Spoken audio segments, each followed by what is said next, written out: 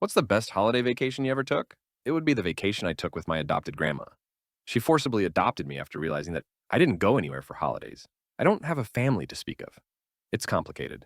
And just puttered around the house during the times I wasn't working, or I'd close my business for the holidays so my employees could be with their families. She was a force of nature. I tried to say no. I don't like to be an imposition on people. But she wouldn't take no for an answer. She was an incredibly sweet woman and absolutely loved me to death like I was her own grandson, and I loved her right back. After her husband Peter died, they'd been married for 39 years. I realized my time with her was likely drawing to a close sooner than I'd like.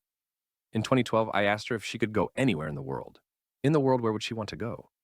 Her response was, I want to see where I was born before it's too late, but I want you to come with.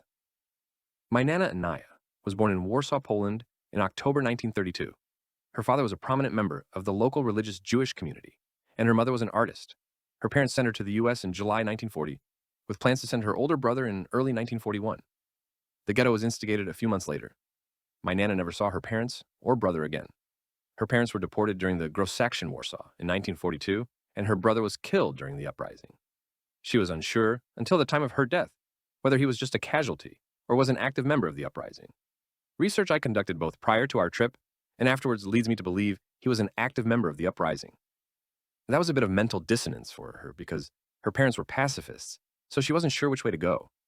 I arranged everything. I got the plane tickets, I set up hotel rooms, and private tours of the memorials and museums. I know it's kind of a dick move, but this was a very private journey for her, and I wanted her to be able to process it privately as well. I arranged transportation around Warsaw. I got a translator just in case something got crossed, an explanation, and just about everything else that was needed. For 2 weeks, she showed me Warsaw as she remembered it.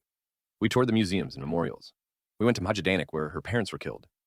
During it all, she taught me about her family, and technically mine as well since she adopted me. And I think it was a healing experience for her.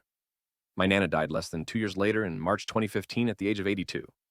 A few weeks before her death, she thanked me for what seemed like the millionth time for taking her to see Warsaw one last time.